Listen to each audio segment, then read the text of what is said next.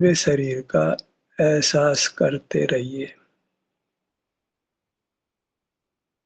इससे क्या होगा, आपका शरीर स्वस्थ होगा, इंद्रियां स्वस्थ होंगी, मन वचन काय बल की बढ़ोतरी होगी, विचार करने की शक्ति बढ़ेगी, वचन शक्ति बढ़ेगी, वचन मधुर होगा, काय बल बढ़ेगा, शरीर में कोई दर्द होगा उसको सहन करने की शक्ति मिलेगी, बाहर में प्रतिकूलता होगी उसको सहन करने की शक्ति मिलेगी, बाहर से कम प्रभावित होंगे।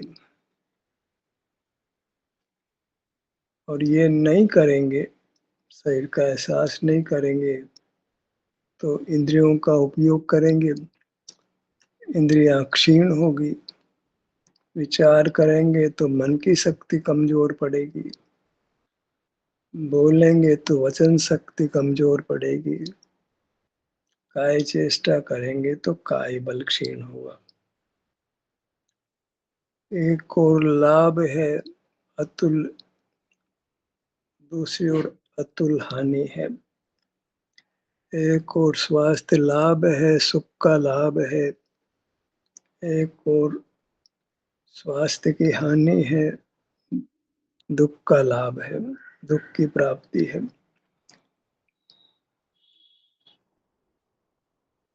स्वास्थ्य अच्छा होता है, इंद्रियां स्वस्थ होती है, मन वचन काय बल होता है, तो हम सुख का अनुभव करते हैं, लौकिक जीवन भी अच्छा होता है और अंदर अपना एहसास करते हैं तो भी विशेष सुख मिलता है। जो जो स्वस्थ होते जाते हैं त्यों त्यों सुख में बढ़ोतरी होती जाती है, बाहर में भी और भीतर में भी। हर प्रकार से शरीर का एहसास करने में हमारा हित है और शरीर का एहसास नहीं करने में हमारा अहित है। शरीर का एहसास नहीं करेंगे तो बाहर की दुनिया में जिएंगे, कोई मोबाइल पे रहता है, कोई लैपटॉप पे रहता है, कोई लोगों से बातचीत करता है, कोई टीवी देखता है, कोई अखबार पढ़ता है, कोई धन आजीविका कमाने में व्यस्ती बाहर की दुनिया में कुछ अच्छा करने के लिए जूझता रहता है और थक कर चूर हो जाता है। एक और विश्राम मिलता है अपने शरीर के एहसास में, इससे हम ताजा रहते हैं, और एक और हम थक कर चूर हो जाते हैं और दुख का अनुभव करते हैं। शरीर का एहसास करने में हानि से बचते हैं और लाभ मिलता है।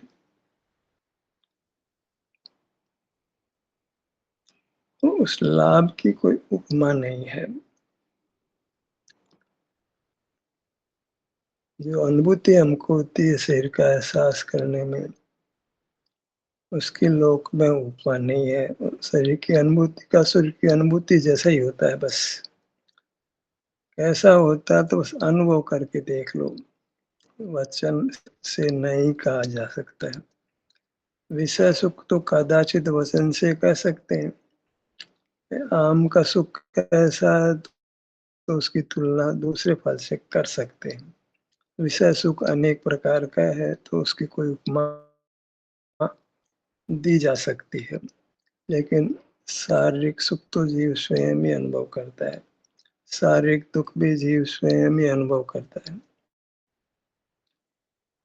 और आगे आगे अधिक सुख का अनुभव होता है तो जिसने उस सुख को नहीं भोगा है वह उसके बारे में कुछ अनुमान भी नहीं लगा सकता है। जो भोगता है वही भोगता है। हम सुख चाहते हैं, दूसरों को तो उनके शरीर से हम नहीं जोड़ सकते हैं, हम अपने आप को अपने शरीर से अवश्य जोड़ सकते हैं। क्योंकि उसमें किसी बाह्य माध्यम की आवश्यकता नहीं होती है। एकदम स्वाधीन, अत्यंत स्वाधीनता से हम अपने शारीरिक स्वास्थ्य को अनुभव में ले सकते हैं। असल में यही काम स्वाधीन है, शेष सब काम पराधीन है। और जो पराधीन काम है वे हमको दुख देते हैं। और स्वाधीन काम जो शरीर का एहसास करना है, जिसको हम स्वसंवेदन कर रहे हैं, वह हमें सुख देता है। स्वानुभव कह सकते हैं, पर अनुभव अनेक अर्थों में प्रयुक्त हो जाता है। हमें संवेदन सुख दुख के अर्थ में प्रयोग में आता है। तो अपने शरीर में जो सुख दुख की दशा है, इसको शारीरिक सुख दुख कहेंगे। उस शरीर में होता है, वह शारीरिक सुख दुख का अनुभव करना एक सेंटेंस में मोक्ष का मार्ग है। सुखी होने का मार्ग है, दुख से बचने का मार्ग है। बाहर होते हैं तो हमको उत्तम शरीर में प्राप्त होता है, उत्तम इंद्रियां, उत्तम मन, वचन, काया बल की शक्ति, श्वास भी स्वास्थ्य अच्छा पाया जाता है। निरोग व्यक्ति के श्वास के समान हमारा श्वास क्रिया अपने आप होती है। प्राय असमय में मरण नहीं होता है और आयु पूरी कर्म उत्तम भाव प्राप्त करते हैं। आगम की माने तो जिसको अपना अनुभव हुआ है, जो अपना अनुभव करता है, वह स्वर्गों में वैमानिक देव होता है।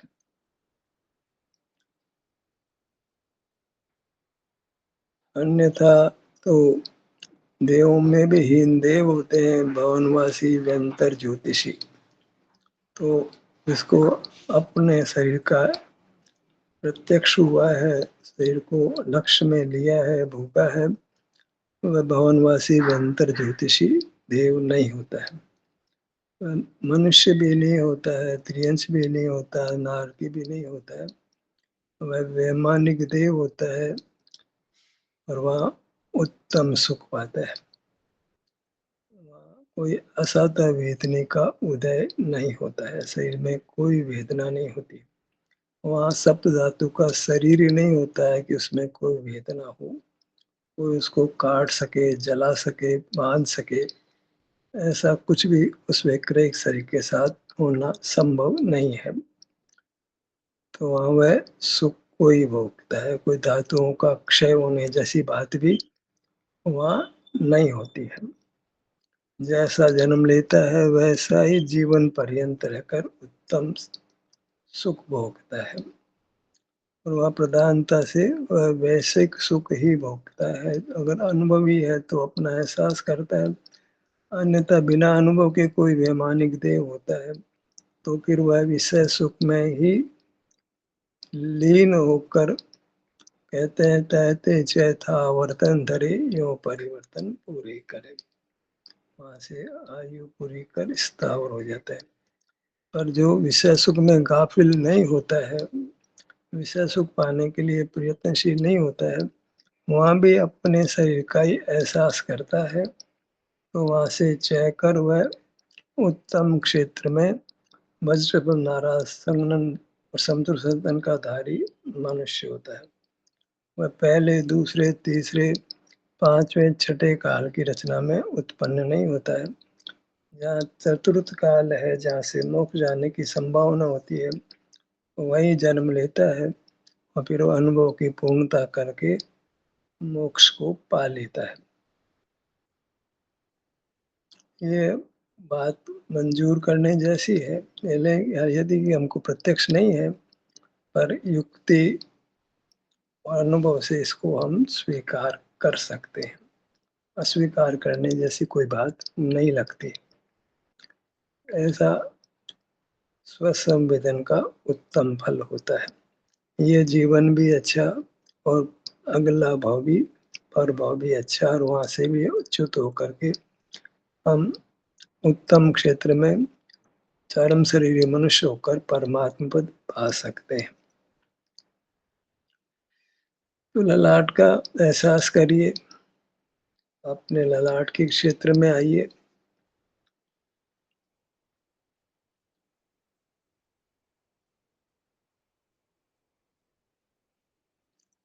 कोई लाभ का व्यवसाय बताता है तो हम वो व्यवसाय करने लग जाते हैं। कोई बढ़िया नौकरी बताता है तो बढ़िया नौकरी करने लग जाते हैं। बाहर के लाभ में तो हम तत्काल ही प्रयत्नशील हो जाते हैं। बच्चों के लिए अच्छा संबंध आता हो तो उसे ठान भर लेते हैं। बाहर के लाभों में हम त्वरा से वो काम करते हैं। छोटा-मोटा लाभ होता है उसके लिए प्रयत्नशील हो जाते हैं। और यहाँ जो लाभ बताया जा रहा है उसके सामने बाहर के तुच्छ लाभ तो कोई लाभ ही नहीं है, नुकसान ही है। तो यह अपूर्व लाभ बताया जा रहा है, उसकी श्रद्धा जमे तो पुरुषार्थ हुए बिना नहीं रहता है। जहाँ लाभ दिखाई देता है वहाँ प्रवृत्ति स्वतः ही होती है। इतना लाभ दिखाया गया अपने शरीर का एहसास करने का, तो भला फिर ये काम छोड़कर हम हीन कामों में बहिर्मुखता में क्यों प्रवृत्ति करेंगे?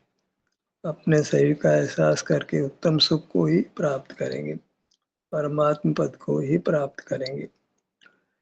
सिर के भाग को, सिर के क्षेत्र को अनुभव में लीजिए।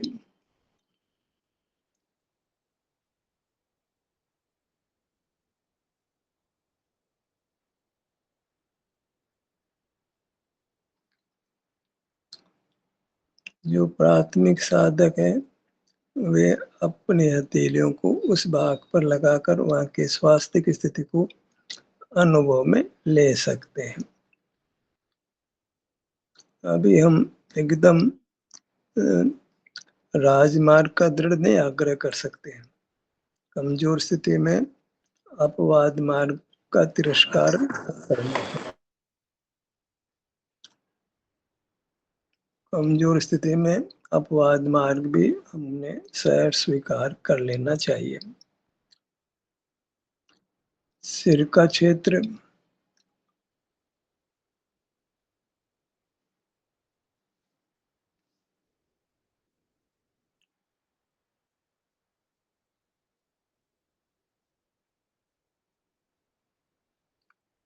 विशाल है। लोक प्रमाण बार-बार याद दिलाते हैं, केवल ये बताने के लिए कि हमारा हर भाग वास्तव में अत्यंत विशाल है।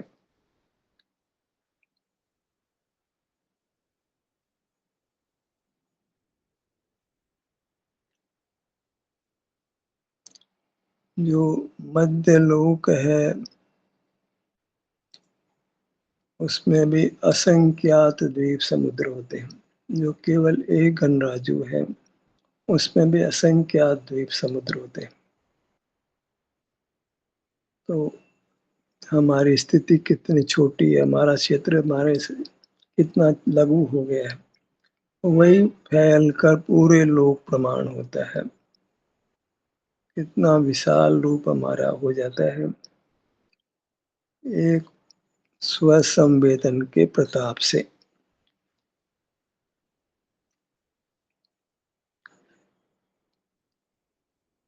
नेत्रों के भाग पर आइए। नेत्रों का क्षेत्र, बाएं नेत्र का क्षेत्र, क्षेत्र आधार बनता है। क्षेत्र में हम खड़े होते हैं, क्षेत्र में उपस्थित होते हैं। चिदाकाश है ये। जैसे कहते हैं कि आकाश अवगाहन देता है, वो कोई अवगाहन नहीं देता है, हमारी वृत्ति को हमारा क्षेत्र चिदाकाश अवगाह देता है। ये बराबर समझ लेना। हमारी वृत्ति को अवगाह आधार क्षेत्र हमारा विस्तार वो देता है, वहाँ वृत्ति रहती है। उसके बिना वृत्ति को रहने को कोई जगह नहीं है, वृत्ति का उत्पाद ही नहीं होगा। वृत्ति को अवगाह हमारा खुद का क्षेत्र देता है, कोई आकाश द्रव्य का क्षेत्र नहीं देता है। पराधीन नहीं होना है, रहने के लिए भी पराधीन, परिणमन करने के लिए काल के पराधीन। चलने के लिए धर्म द्रव्य के पराधीन, ठहरने के लिए अधर्म द्रव्य के पराधीन। और नहीं हो तो जैसे हमारा परिणमन नहीं होगा, हमारा चलना नहीं होगा, रुकना नहीं होगा, रहना भी नहीं होगा। कितनी पराधीनता, एक-एक द्रव्य की नहीं कितने द्रव्यों की पराधीनता। ऐसा नहीं है, हमारे भीतर ही अवगाह देने की सामर्थ्य है, परिणमन करने की सामर्थ्य है, ठहरने की सामर्थ्य है। गति करना तो हमारा स्वभाव ही नहीं है।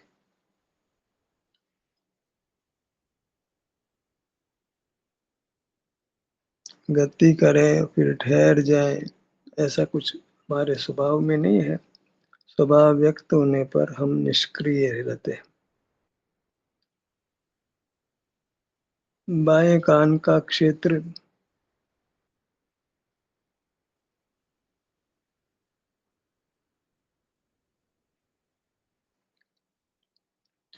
क्षेत्र मुख्य नहीं है, क्षेत्र को गौण नहीं करना है।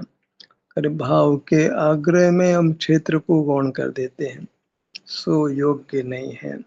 सुख स्वभावी रटते-रटते कहीं ऐसा नहीं हो कि सुख स्वभाव का आधार जो हमारा क्षेत्र है जिसमें वो रहता है, उसको ही हम भूल जाएँ। तो सुख स्वभाव है, वह किसी क्षेत्र में मिलता है, हवा में नहीं मिलता है, हमारे अपने क्षेत्र में मिलता है। दाएँ कान का क्षेत्र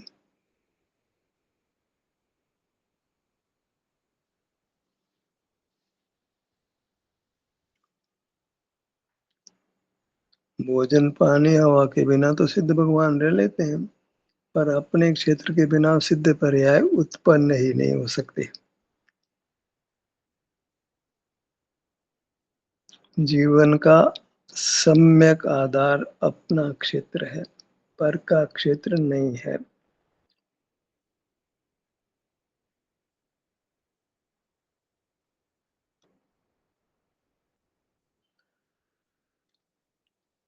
नासिका का क्षेत्र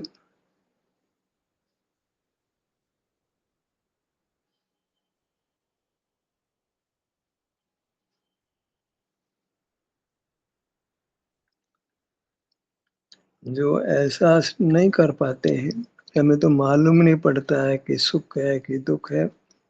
उनसे मेरा निवेदन है कि अपनी उँगलियों को या हथेली को उस भाग का स्पर्श करके आपको एहसास होगा कि आराम की स्थिति है या वेदना की स्थिति है, इस प्रकार उस स्थिति का वे अनुभव कर लें। क्षेत्र को छोड़कर भागना नहीं है, अन्यथा तो दुर्गति निश्चित है। क्षेत्र को छोड़ते ही हम अपने स्वरूप से क्षेत्र से च्युत हो जाते हैं और क्षेत्र से च्युत होते ही क्षेत्र आधार देता है, तो क्षेत्र से च्युत होते ही हम निराधार हो जाते हैं और निराधार की नैया डूब जाती है, जीवन अस्त हो जाता है। नाव का आधार छोड़ दे तो फिर सवार है वो नदी में डूबकर मर जाता है। समुद्र में जहाज का आधार छोड़ देता है तो डूबकर मर जाता है। और चींटी एक तिनके का भी आधार लेती है तो वह तिनके के सहारे पार हो सकती है। हमारा आधार हमारा अपना क्षेत्र है।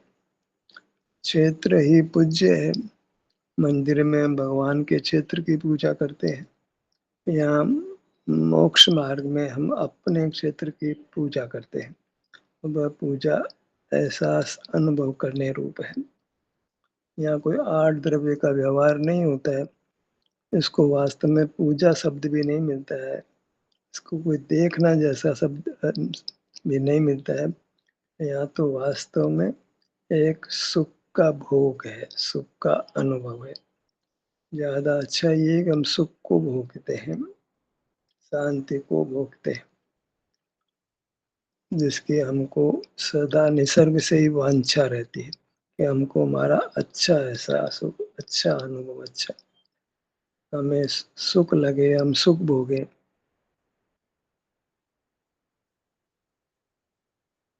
भोगना विषय सुख के अर्थ में भी आता है, पर यहाँ उस अर्थ को नहीं लेना है। बाएं गाल का क्षेत्र,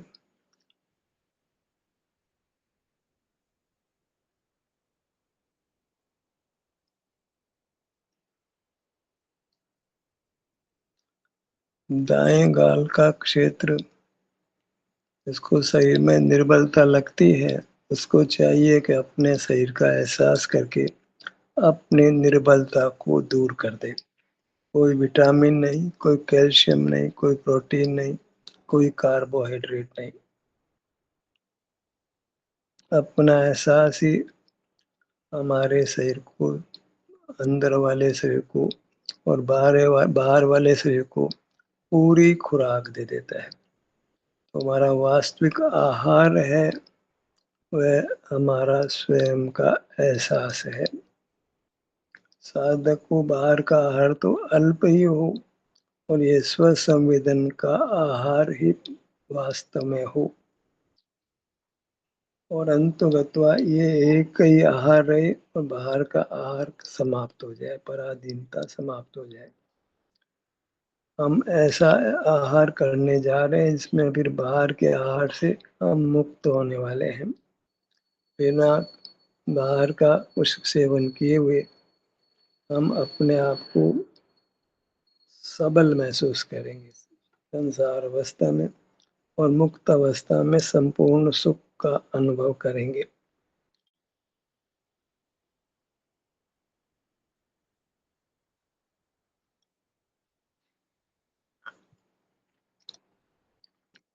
होठों का क्षेत्र,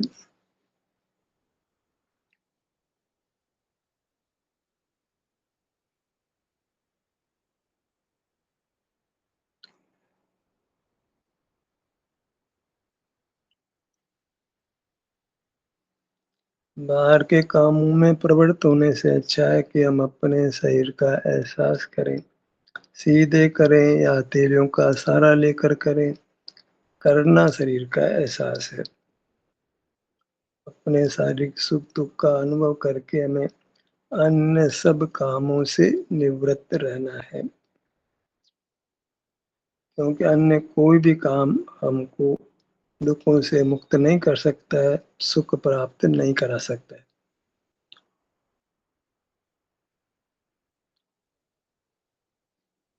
मुख के भीतर दंत पंक्ति और जबड़ों का स्थान,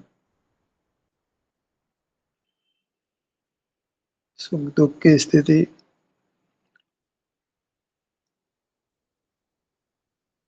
दुख भी है तो दुख सहन करने की शक्ति प्राप्त होगी, घबराना नहीं है,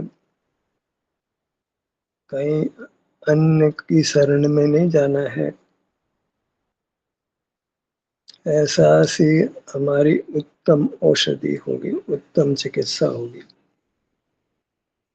जिह्वा का क्षेत्र,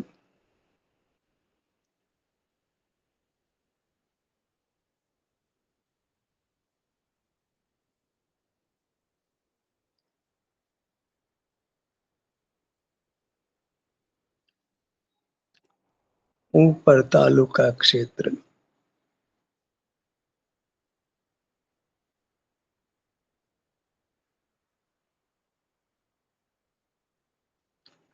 मन का स्थान यदि मस्तिष्क को माने तो फिर आठों या शुद्ध प्राण हमारे मुखमंडल में हो जाते हैं। तो मुखमंडल पर हमारी सहज अधिकता रहती है, तो इस भाग का एहसास भी और भागों की तुलना में अधिक सुगमता से कर सकते हैं।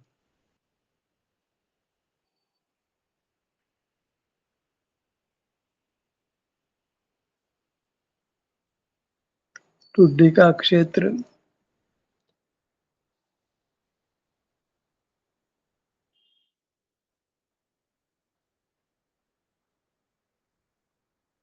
यह भी संभव है कि मुखमंडल में हम अधिक सघनता से रहते हों, यानी हमारे अधिक सिमटा हो, अधिक भाग यहाँ मुखमंडल पर सिमटा हुआ हो।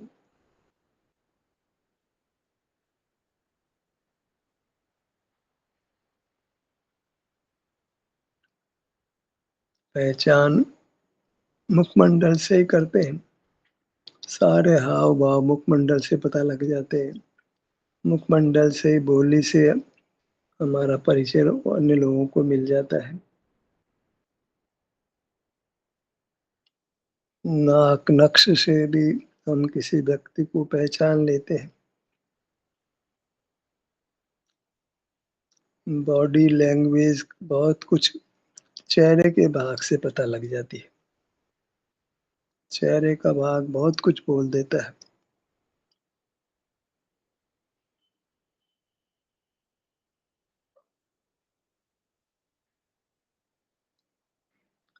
गर्दन का क्षेत्र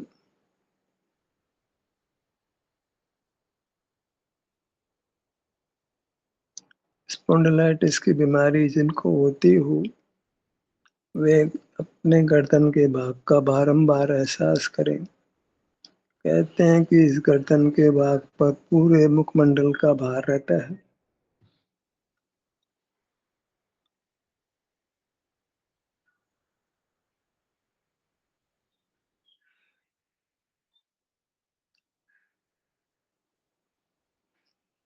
थायराइड की प्रॉब्लम, उसका समाधान भी गर्दन के भाग पर ठहर कर हो सकता है।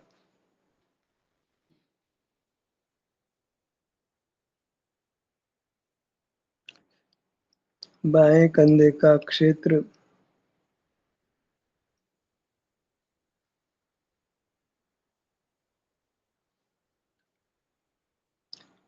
दाएं कंधे का क्षेत्र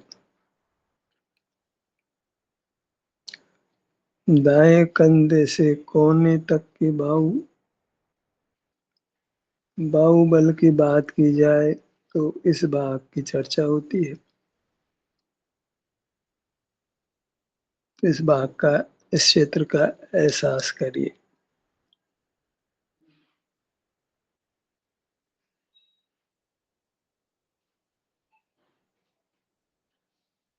बाईं कोहनी से कंधे तक का भाग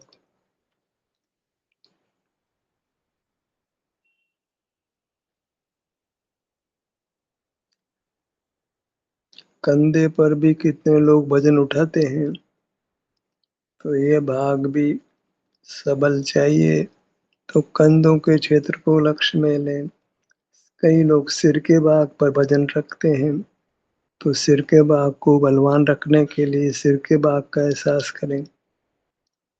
वैसे तो हम संपूर्ण शरीर को ही समय-समय पर उपयोग में लेते हैं, पर जिन भागों को अधिक काम में लेना पड़ता है, उन भागों को हम विशेष समय दे सकते हैं। सीने का भाग, सीने का क्षेत्र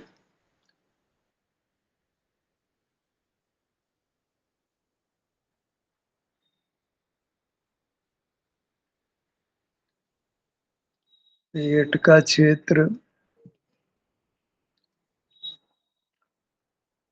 दाईं हथेली,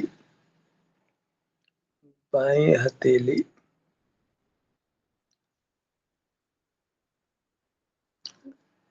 हथेलियों में जैसे स्पर्श करने की शक्ति विशेष है, वैसे ही संवेदन करने की शक्ति भी विशेष है।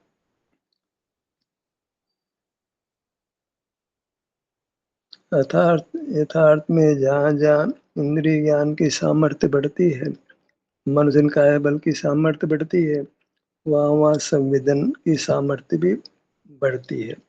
दोनों ही साथ बढ़ते हैं, दोनों ही साथ घटते हैं। ऐसा ही उद्गल में और जीव के शरीर में एक संश्लिष्ट संबंध पाया जाता है। दाईं पक्तली, बाईं पक्तली, बस हम स्वास्थ्य चाहते हैं, इंद्रियां सबल चाहते हैं, मन तन काय बल सबल चाहते हैं, तो अपने शरीर से जुड़कर रहना है। भावना तो यही है कि जुड़ना निरंतर हो, ताकि शीघ्र ही परमात्म पद को पाने और अनंत काल सुख से रहें। ध्यान कैसे तरह समाप्त होता है। आपकी सहभागिता के लिए धन्यवाद।